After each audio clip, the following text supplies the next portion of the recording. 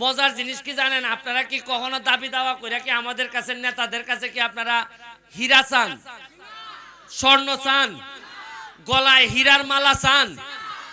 সামান্য আপনারা শুধুমাত্র মন্দির চান, রাস্তাটা চান।